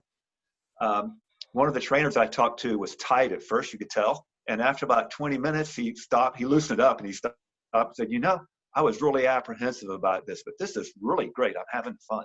I even got an attaboy from Story Musgrave. That's not very common, I understand. And I said, Story, we've been talking. Is there anything I should have asked? She said, no, these are good questions. And I said, we've been going about an hour. He says, oh, I didn't realize that. He says, but don't you have a couple more questions? So put a lot of thought behind them. If you're going to take their time, if they're going to give you their time to talk to you, make it good. Excellent. Yes. Very, very, very, very true. Michelle, anything you do differently? Oh, boy. I know a lot of people would say it's like, well, I wish I hadn't taken as long to write the book as I did. But on the other hand, I think it took exactly the amount of time it needed to take. I was a much, much different writer at the point when I finally sat down to write the manuscript than I was when I started the project. So I'm very glad that I had that time to mature as a writer and really understand what I was trying to accomplish. So it worked out really well in the long run, no matter, especially when you're looking back and saying, well, it was 30 years of my life, but that's behind me now. When you're looking at that going forward, it's like, oh my God, I'll never be able to make that. But in the end, it worked out perfectly. If I do have a regret, it would be that there are certain people in the program that I wish I had been able to get to, that I was not able to get to, specifically the 3 pilots who had already passed away prior to my starting the project. It was great to be able to talk to 9 out of the 12 pilots. I would have given anything to be able to talk to Joe Walker and Jack McKay, and most definitely Mike Adams. But was very happy that at least I was able to speak with family members from all those people and get their insights. But to speak with the guys themselves who sat in the cockpit, yes, I will always regret that those people did not survive long enough for that to have happened. And so, yeah, and there's other peripheral people as well that I wish I'd gotten to talk to. Probably the most esoteric in relation to the X-15 is a guy you might have heard of named Jimmy Stewart. And because he actually served as the narrator on the movie X-15, which starred Charles Bronson and Mary Tyler Moore.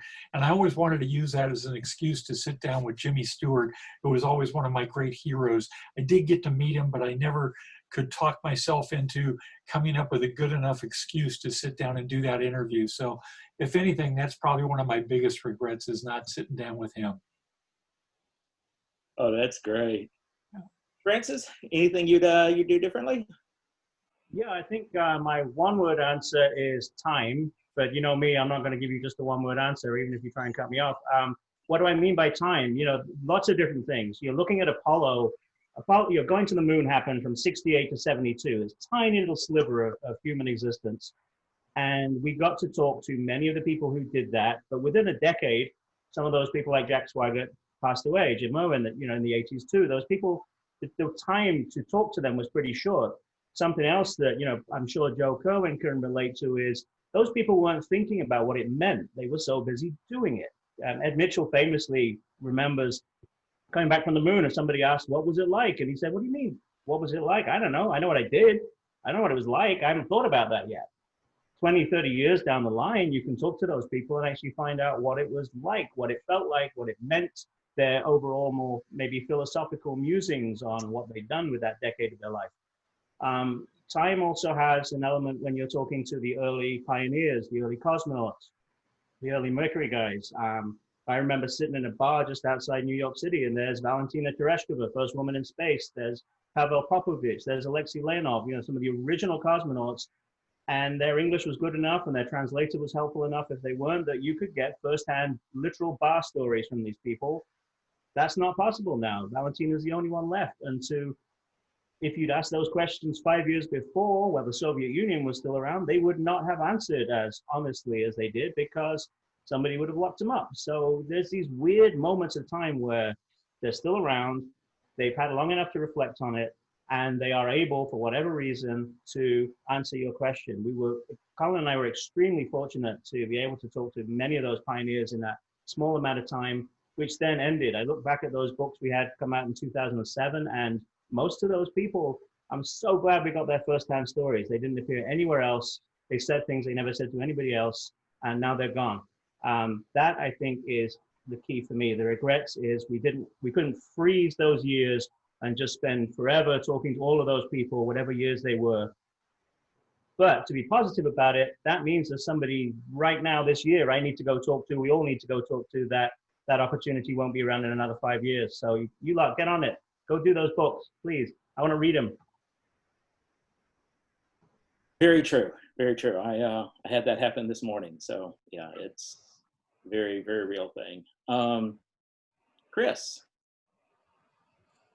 Okay, I see somebody asked a question, what do you do when all the primary sources are dead? And that's kind of the situation I was faced with my book. So of course that's very that's a very regrettable situation, but it's an interesting challenge, you know.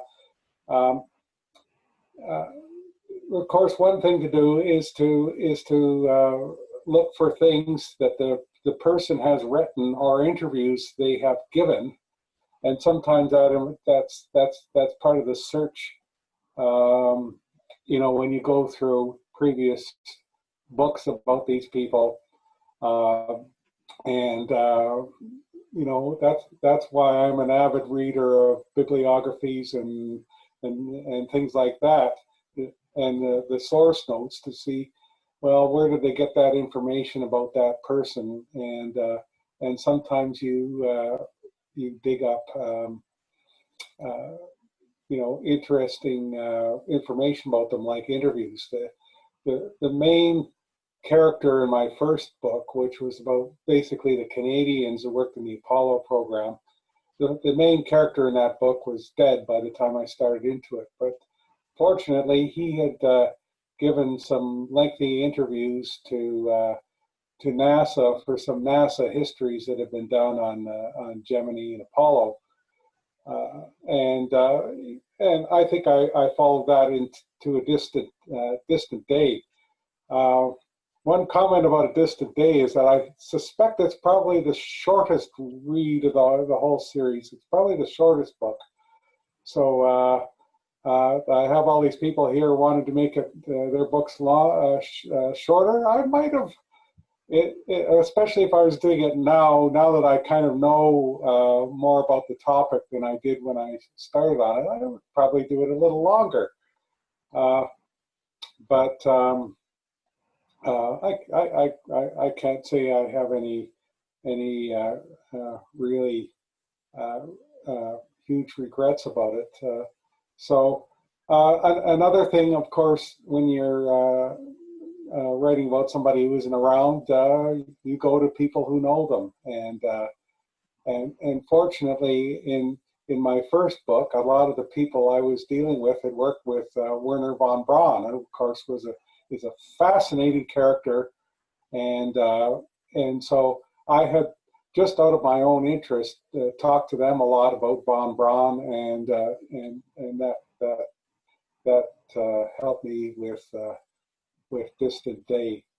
And I'll just say one more thing, just kind of a general comment about everybody in this group, not me particularly, but everybody here has written a book or made a major contribution to a book, which is no mean feat. I used to be in the newspaper business. I know a lot of people who are writers. My wife is a book editor. I know a lot of authors, and I know a lot of people who are a lot smarter than I am, and they're much better writers than I am, but they can't write a book. And it's a special skill to write a book, and so I think everybody should pat themselves on the back for being able to do that. And when I got the contract from NASA to write the book about Hubble, there was a lot of fierce competition, and I wasn't really holding my breath that I would necessarily come out on top of that. But later on, when I started in the book and sort of found out who made the decision about who would get that contract, I said, well, how come you gave it to me? He said, well, unlike some of the other ones, we'd seen that you had done some books, and so we knew that you'd be able to deliver. So there you go. Hey, Chris, the good news is that on the all your subjects being dead, they can't sue you. Yes.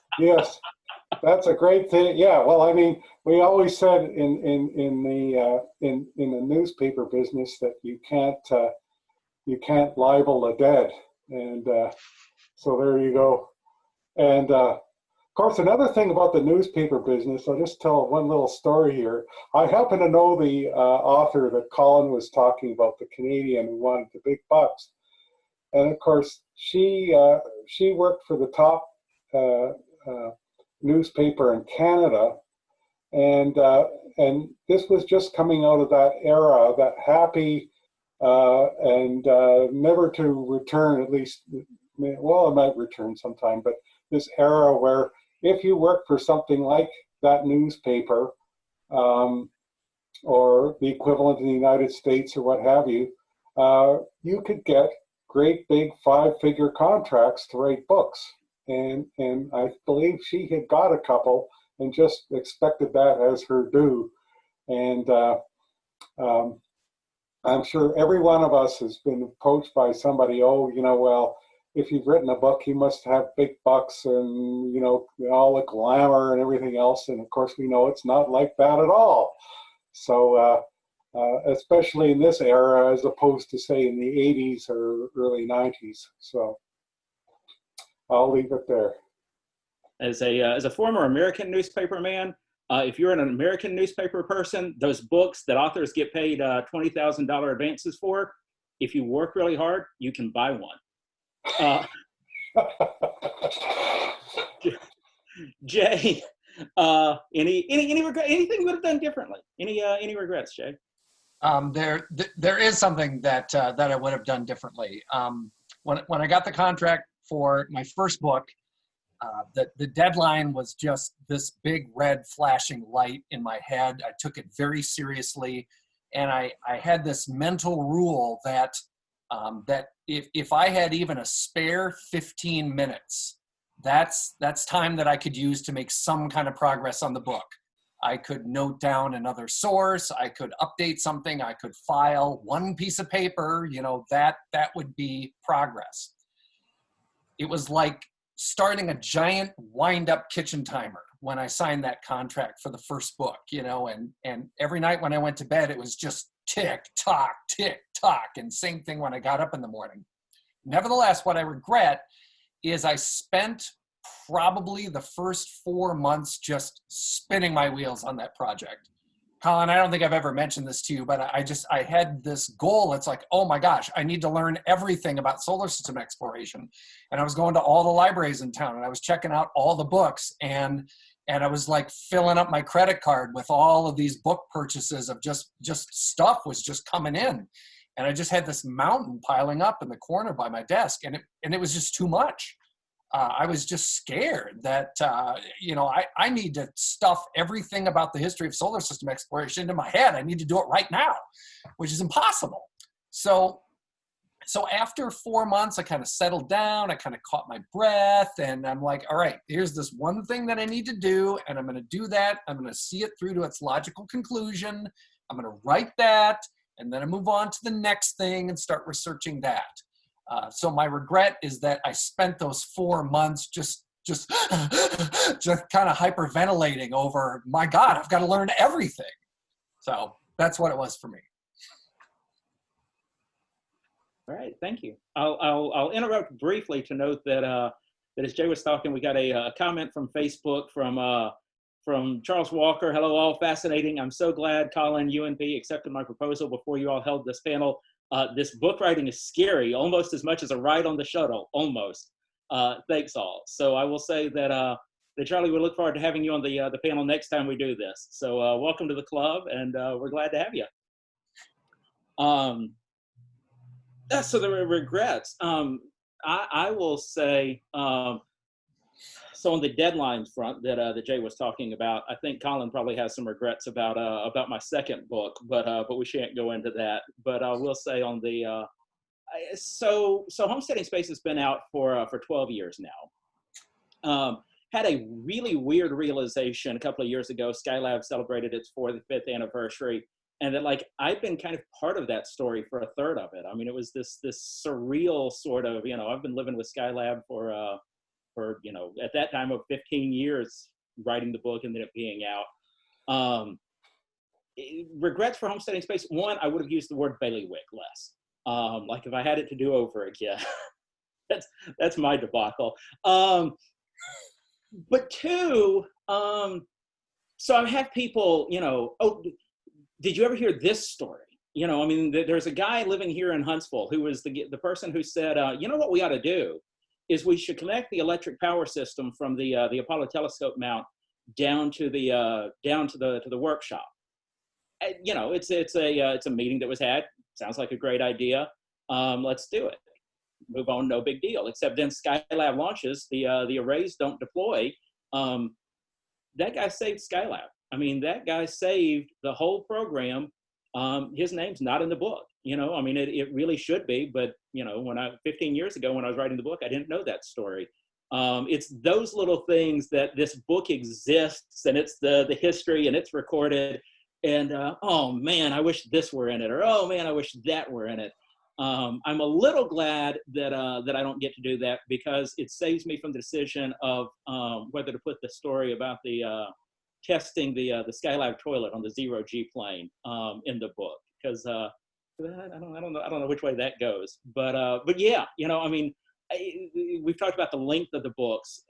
Owen and Joe and I mean, it was a labor of love. Our goal was we wanted this history recorded. We had no illusion that this was going to be a bestseller. We had no illusion that we were going to see it on the New York Times list. We just wanted, 50 years from now, when somebody wants to know something about Skylab, it's saved, it's recorded. And so, we're so grateful that Colin let us be a little long on our word count, because that's that many more words that somebody's going to have 50 years from now. But it's all the things that I have to live with that person 50 years from now doesn't get. That's the closest thing that I have to a regret.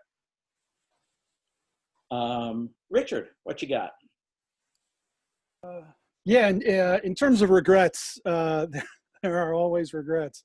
I think one overriding regret is not having more people read the manuscript as I was writing it. I had quite a few people read chapters and go through it, but might have had a few more just to look at it a little bit more. I think that would have helped me catch a couple of the gremlins that ended up slipping in, that inevitably slip into any book. And one of those biggest gremlins is my friend Steve Worth. I misspelled his name, W-O-R-T-H instead of with an I. So I have to keep buying him drinks until the second printing comes out and his name gets corrected. So there's that issue. I think the overriding, though, feel that I had with writing the book wasn't so much regret as it was trepidation, that burden to get the story right. And I think the thing that we all share is, and certainly Charlie knows it and is gonna know it, and everybody else is, you don't know what you don't know. And certainly with me, with George Lowe having passed and me never having met him, you can read his diaries and you can read his notes for the record, but those were being done in the moment. He didn't have full knowledge in that moment. And later on in life, he would have had a different perspective on those moments maybe, and he would have had perhaps a different recall and might have learned more. So as I was reading his notes and looking at it, it started dawning on me, how do I square what he is saying with what others are saying? For example, there's a great archive of interviews by the journalist Robert Sherrod in the in NASA's History Archives. It's over 2,000 interviews with people throughout the Apollo program. And I hope someday, Colin, somebody does a Studs Terkel-like book and goes in and mines those stories and those interviews, because it could be, instead of Working Man, it could be just, about Apollo. But comparing Sherrod's interviews, off the record, off the cuff interviews with Lowe versus his memos for the record, you notice some discrepancies. And so throughout the process, you're always digging deeper. You're trying to find other people. You're looking at newspaper reports. You're going through that. And for me, I had that sense of trepidation and regret all the way till the end, until I started to get notes from people who actually knew Lowe. Doug Ward, who worked at JSC and was in the public affairs department.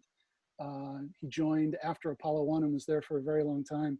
Sent me a very nice email that said, "I cannot believe you never met George Lowe. You nailed him." And that was the first night I slept well after the book came out. And then I got an email from one of the Lowe family members who said that I exceeded their expectation. It was a nearly perfect book. And I slept very well that night. And then I woke up in the morning in a cold sweat and said, wait a minute, they said nearly perfect book. Uh-oh, what did I miss? And went back. So yeah, not so much regret as trepidation, but it is a trepidation that keeps your nose to the grindstone, keeps you working hard.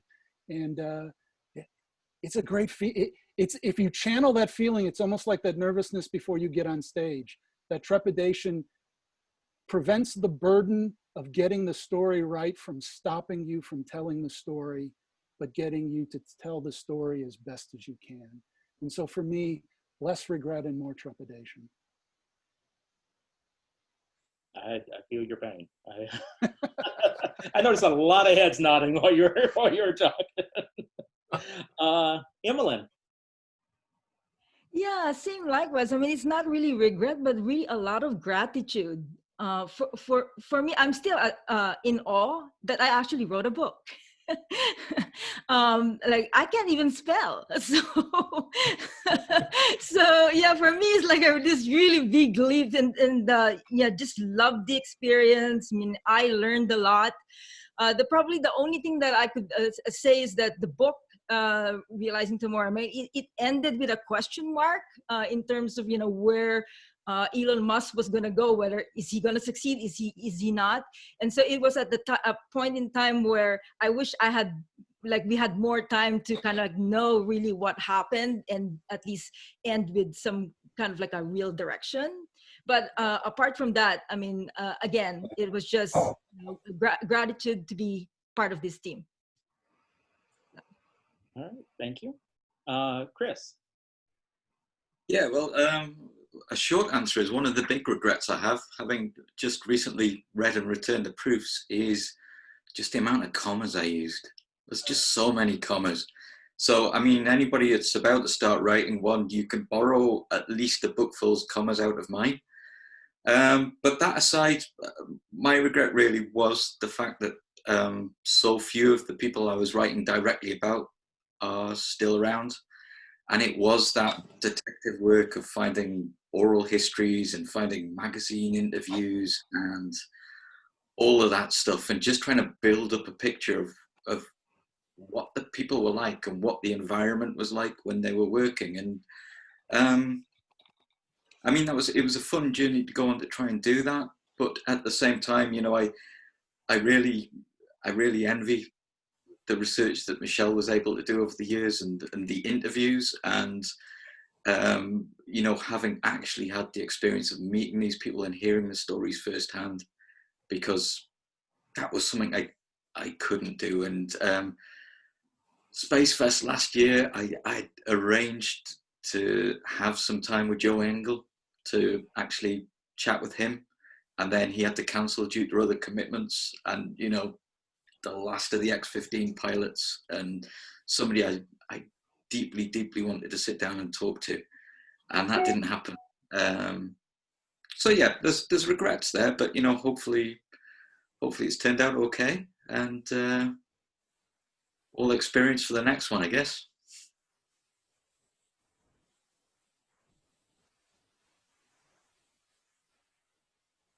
Oh, sorry, I muted myself. John, anything?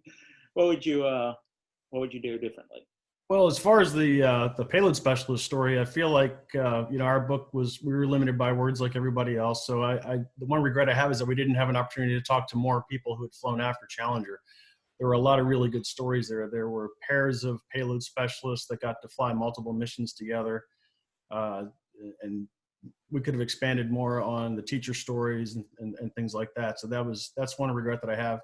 But one of the things I'm really happy about is working with a co-author. Working with Mel was a great experience, and we're constantly bouncing ideas off of each other, talk almost every day. It keeps you motivated working with somebody else and exchanging ideas.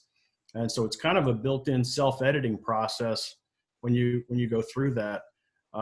I think some people might think you lose some creative ownership by doing it with somebody else. Anybody who attended James Hansen's talk last year at Spacefest, you remember his story about turning his book into a movie, and he shows up and they tell him, well, the director's vision of the movie, that's his vision. That's how the movie's going to go. And your input is very limited, even though you wrote the book that they based the movie on.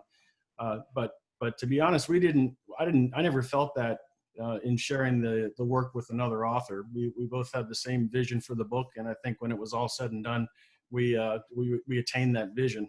But like others have said, it does change over time. It's not the book that you set out to write when you got the contract at the beginning. It evolves over time.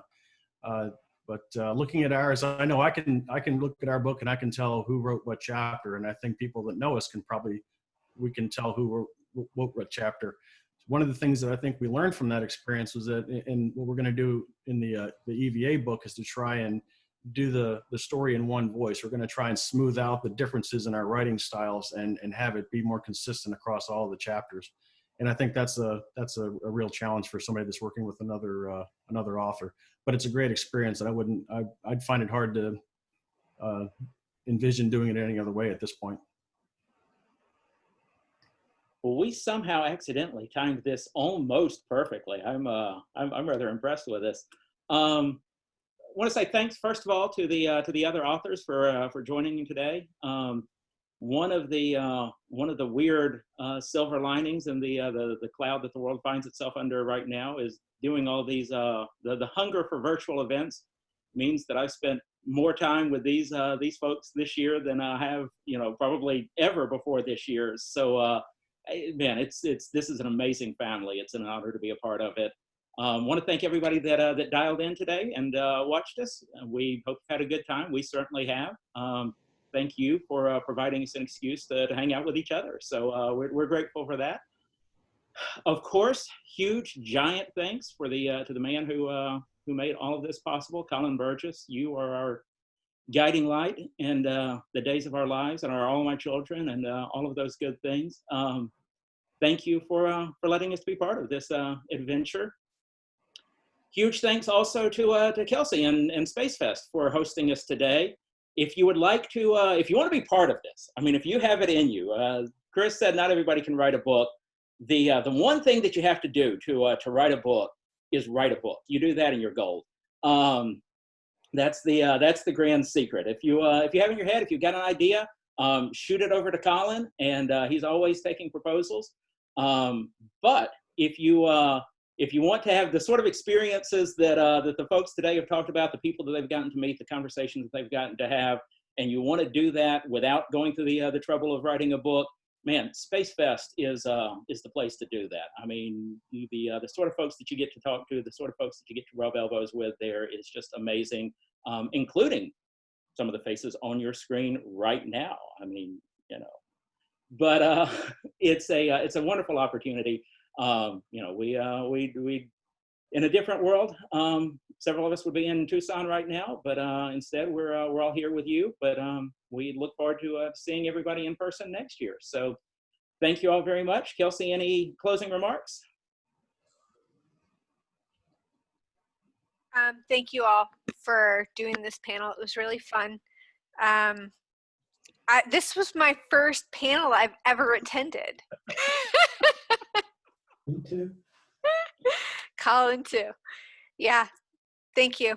I just can't thank you enough, and thank you, Emmeline, for putting this together for me, because like for 3 months I've managed to avoid Zoom somehow. So don't know that much about it. We're honored to be your first Zoom. So thanks for joining us. Thank you. All right, everybody. Thank you all very much.